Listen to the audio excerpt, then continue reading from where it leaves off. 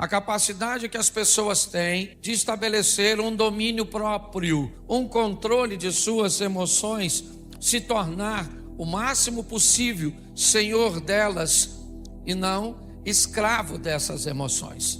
Habilidosos para, no máximo e num ápice de provocação, controlar, certo? Suas emoções, para filtrar aquilo que sai de sua boca, evitar o máximo possível reagir e sempre responder. A diferença entre uma reação e uma resposta é apenas o autocontrole. Pessoas que reagem sem filtro. Quando você vê, você já falou. Quando você vê, você já fez. Quando você vê, já aconteceu. O que é isso?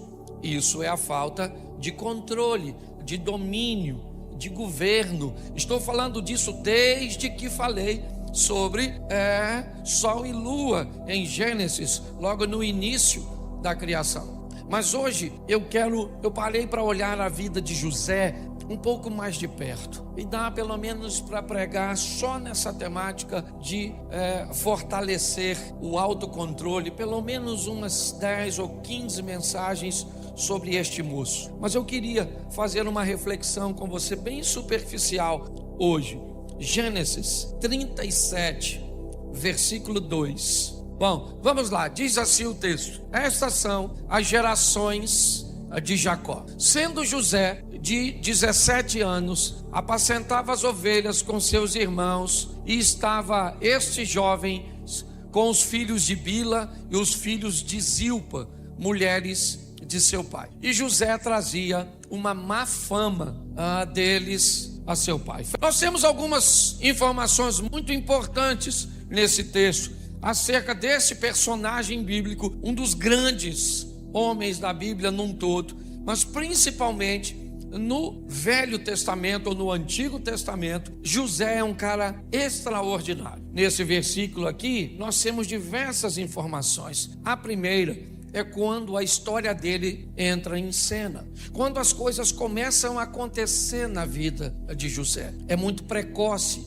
é muito cedo. Quando nós olhamos a cultura cuja qual ele está inserido, um homem se tornando, e tomando a maioridade numa idade mais avançada, ok?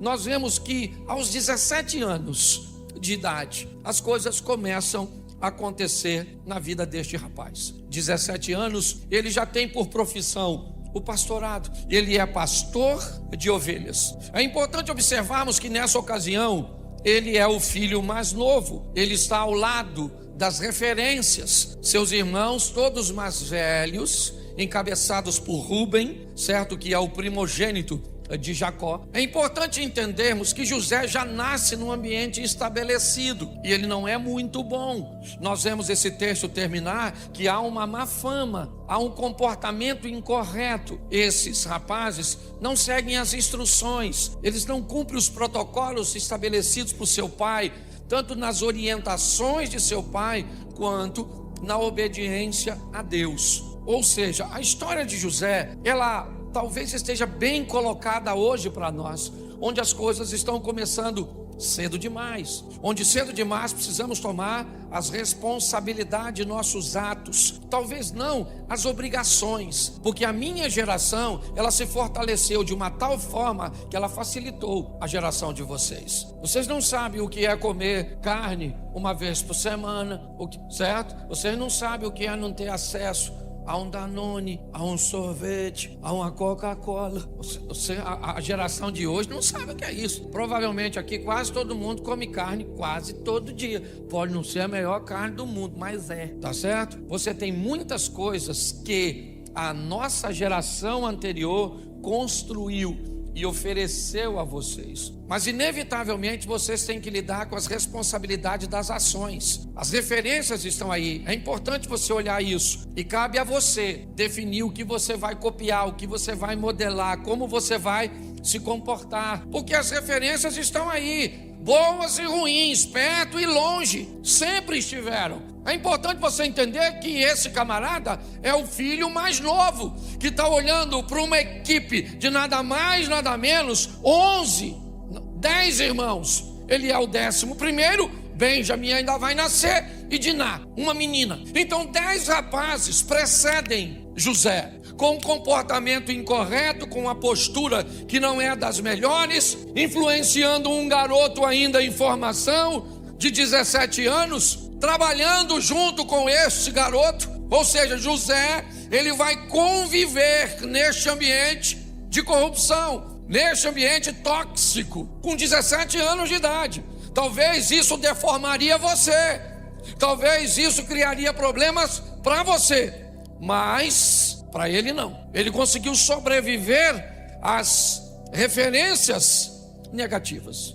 Porém, José não é perfeito como ninguém. José tem uma postura que talvez não seja uma postura muito legal. É muito legal nós falarmos da má fama dos outros, mas neste versículo eu também encontro algo que me dá direito a não falar tão bem de José assim. A sua postura de denúncia. Nesse texto nós já vamos começar a descobrir que os irmãos também têm motivos para não gostar dele, porque ele é alguém que leva a fofoca, ele é alguém que leva informações negativas. Eu não vejo em nenhum texto bíblico que este garoto de 17 anos tenha confrontado seus irmãos pelo comportamento negativo. Talvez porque não se sentia em autoridade, eu entendo perfeitamente, mas ele vai para casa e conta para seu pai que seus irmãos estão com comportamento incorreto. Então, diga-se de passagem, os irmãos de José não precisa que ele sonhe para ficar com raiva dele. Às vezes nós olhamos para alguém contando uma história a nosso respeito, ou a respeito de alguém, e nós não paramos para pensar que por mais certo que alguém esteja ao olhar alguém fazendo uma coisa errada, nós precisamos também dar uma olhada na nossa postura no que diz respeito a isso. Ele vai para casa e conta para Jacó: ó papai, Rubem está vacilando, Judá não está indo bem, Isacar está com problema, Zebulun está fazendo isso, Gade faz isso, Azé faz dessa forma, Simeão faz desse jeito. Então pare e pense. 17 anos de idade, um menino trabalhador, é verdade. As referências são seus irmãos, elas não são boas, e sua postura é uma postura de denúncia. Ele é aquele tipo de gente que não aguenta ficar quieto se vê alguma coisa de errado. Não tem nenhum problema nesse modelo, ô denunciante. Só não queira a admiração dos outros quando você expõe o problema das pessoas. Tá certo? Não estou dizendo que você está errado de falar. Eu estou dizendo que não vão te apreciar. Então pare de querer que as pessoas gostem de alguém que fale o que os outros. As pessoas estão preparadas para ouvirem o que quer e não o que precisam. Quem fala para o outro o que ele quer ouvir provavelmente vai ser muito amado. Mas quem fala para o outro o que ele precisa ouvir pode saber que não vai ser amado. Pastor, o que você está querendo dizer? Que eu tenho que ver as coisas erradas e ficar quieto? Não, você tem que continuar denunciando, mas ser maduro o suficiente para saber que as pessoas não vão gostar de você e pronto. Isso torna você uma pessoa bem resolvida. Eu faço desse modelo, certo? Faço com amor, com respeito, mas eu denuncio, ok? E se as pessoas não vão gostar de mim, elas não vão gostar de mim por uma postura cuja qual eu aprovo em mim. E se você não precisa da aprovação dos outros, não se preocupe com a crítica deles. Se preocupe com a crítica daqueles cuja qual você precisa de aprovação. Quando nós olhamos para isso, é isso que vemos. A história dele vai piorar um pouco neste versículo. Capítulo 37, verso 3. Dá uma olhada no texto. Israel, seu pai, Jacó, vamos colocar assim, para ficar mais fácil de você entender. E Jacó amava a José mais do que a todos os seus filhos, porque era filho da sua velhice.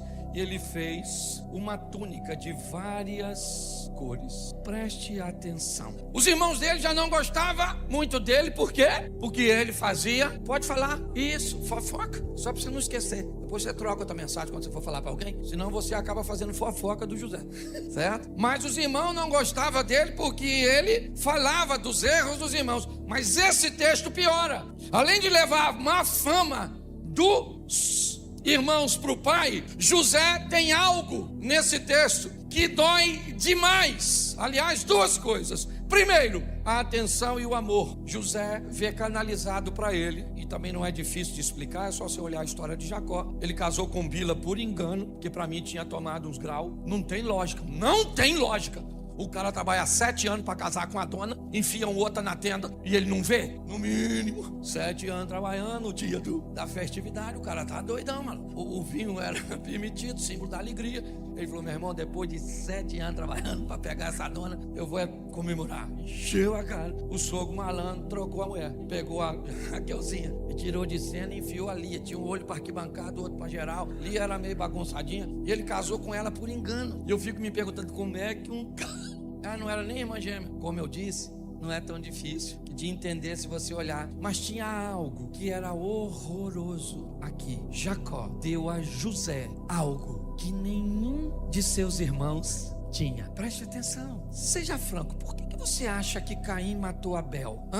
Você acha que Caim matou Abel porque Deus não aceitou a sua oferta? Não. Aliás, se Deus tivesse rejeitado a oferta de Caim e rejeitado a oferta de Abel, não haveria inveja. O problema é que Deus aceitou a oferta de um e rejeitou a do outro. O que feriu Caim não foi ver o fogo não descer sobre o seu altar e sobre a sua oferta. O que feriu Caim foi ver o fogo descer na oferta do Abel. Preste atenção aqui, gente. O tempo inteiro você vai viver uma vida onde pessoas têm coisas melhores que as suas. Elas podem comprar num dia o que você não tem dinheiro para comprar uma vida inteira. Pare para pensar. Maturidade, controle, relacionamentos fortes com quem? Com você mesmo. É o meu propósito hoje aqui. É mostrar a você que a dor dos irmãos de José também foi muito estabelecida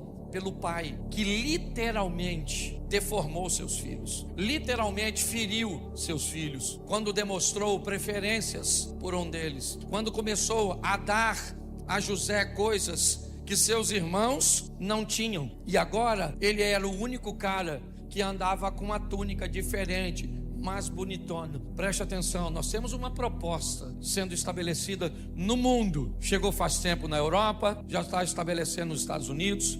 Tem um vídeo veiculando aí muito legal de uma mulher que fala bem o português, traduzindo. A proposta do sistema governamental do mundo é: você é feliz sem nada. Esse é o slogan. Qual é o perigo desse slogan? É que ele diz apenas: você é feliz sem nada. Ele não diz nós, o que indica que a estrutura é: um grupo bem pequeno tem tudo e um grupo bem grande não tem nada. E pasme você, ele é maravilhoso. É uma proposta extraordinária para a classe que já não tem quase, porque preste atenção, não se sabe se dói mais não ter ou se a dor de verdade é um ódio enrustido de quem tem. Às vezes é muito confuso. Será que o que me dói de verdade é não ter? Ou será que o que me dói de verdade é ver você tendo, você andando, você usufruindo? Agora preste atenção, que entre o quase nada e o nada está a vida. Preste atenção.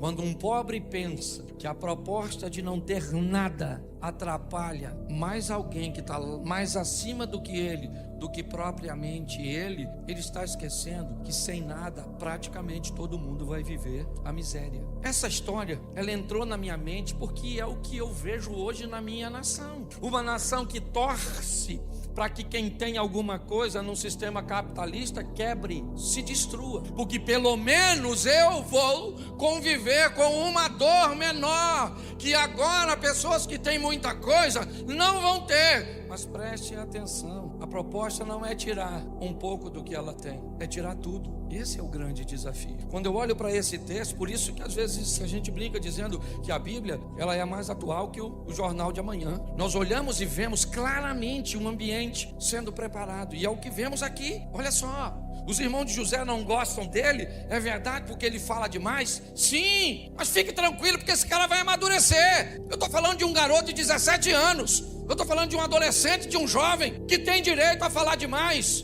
que tem direito a contar seus sonhos para quem não deve, que tem direito a se atrapalhar. Mas eu vou chegar lá na frente e vou te mostrar que um dia esse garoto vai virar um homem. Mas qual é o problema? É que hoje nós estamos cheios na igreja de gente que não tem mais 16, 17, 18 anos. Está com 25, 30, 40, 50, 60 anos e que ainda não amadureceu. Tem problemas no casamento que são coisas infantis. Pare e pense. Está aqui, ó. ele tem coisas que o irmão não tem. Ele usa, sabe? É como a senhora ir fazer uma visita, pegar um local aqui, uma comunidade carente com a bolsa da Louis Vuitton. É como você entrar numa comunidade para fazer uma visita a uma família carente numa Mercedes-Benz. Tem alguma coisa de errado com o local? Não, com você. Nós precisamos saber para quem mostramos as coisas. Boa parte das pessoas que vivem ao nosso redor não são capazes de digerir o que nós temos, o que nós somos capazes de fazer. O seu potencial, ele incomoda muita gente. A sua beleza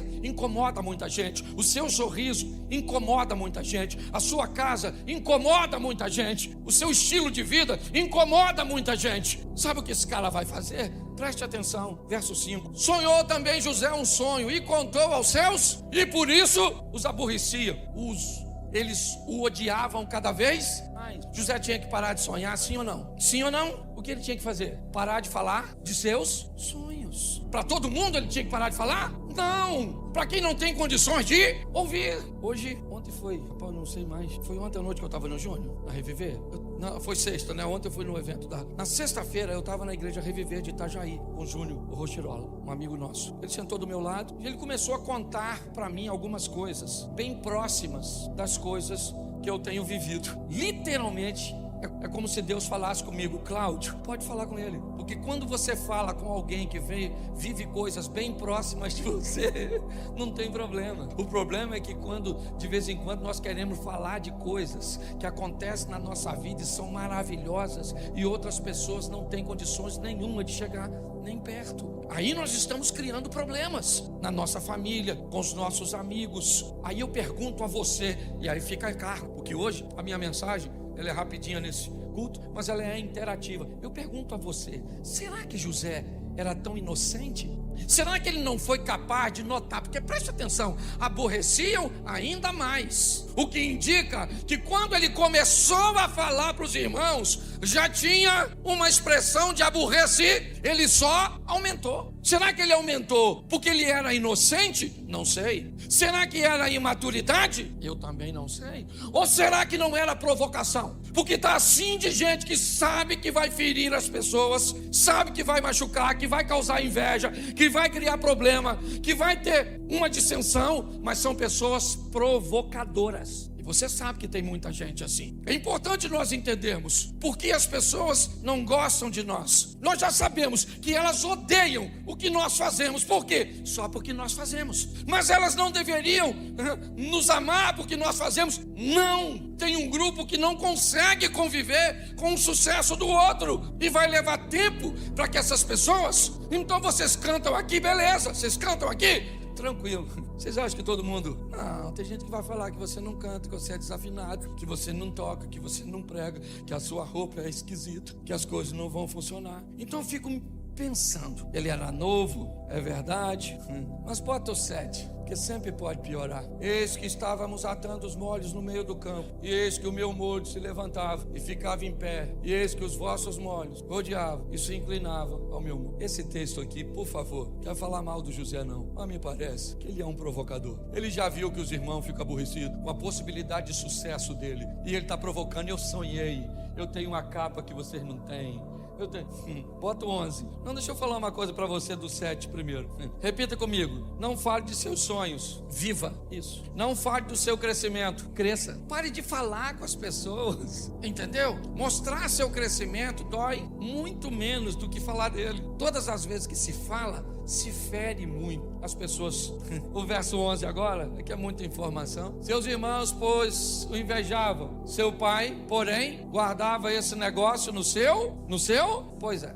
José continua sonhando, sonha que sol e lua e as estrelas se inclinam perante ele, continua contando para seus irmãos, certo? Seus irmãos o invejam cada vez mais, ok? Seu pai guarda o silêncio. Jacó é aquele cara que não entende, mas não questiona, ele está na dele. Provavelmente o que Jacó está vendo é que há uma promessa que começou em Abraão, que passou por Isaac e que chegou nele, mas quando ele olha para frente, ele não consegue ver os seus filhos, com a posição que tem, com a vida que tem, poderem alcançar o projeto que Deus tem. Porém, apesar de serem filhos descompensados, filhos imorais, pessoas com comportamento incorreto, eles são filhos. Então ele guarda no coração e fica só observando. Verso 12: e seus irmãos foram apacentar o rebanho do seu pai junto a Siquém. Preste atenção. O mesmo pai, a mesma profissão, o mesmo Deus, o mesmo período. Esses rapazes têm tudo igual. Aliás, se tem alguém para levar desvantagem nessa história, esse alguém é José. Porque eu não posso dizer que José prosperou porque trabalhava mais que seus irmãos. Não. Quando ele encontra com os irmãos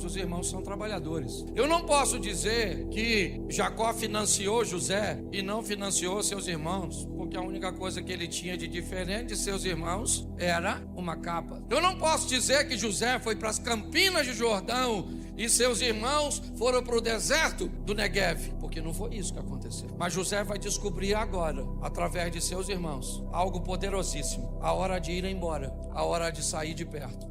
Chegou o momento em que não dá mais para ele. Se ele continua ali, seus irmãos vão matá-lo, porque José é um cara que vai romper. Se não romper no Egito, ele vai romper onde ele está. Se Jacó não botar a mão sobre ele, ele vai romper, porque José foi um cara que resolveu viver o que Deus tinha para ele. Ele é vendido pelos seus irmãos. Preste atenção. Ele é vendido pelos seus irmãos e não é morto. Ele não morre porque Deus não deixa. Mas às vezes, irmãos, muito pior do que te matar é ferir seu coração. E nada fere mais uma pessoa do que ser vendido e humilhado por aquelas pessoas que deveriam te proteger, deveriam guardar você. Agora ele vai embora de cabeça baixa, como um escravo na mão de midianitas. Mas ele é José. Ele deve ter aprendido alguma coisa lá atrás. Ele deve ter aprendido a não falar demais. Ele deve ter aprendido a não provocar. Ele deve ter aprendido alguma coisa com as lições.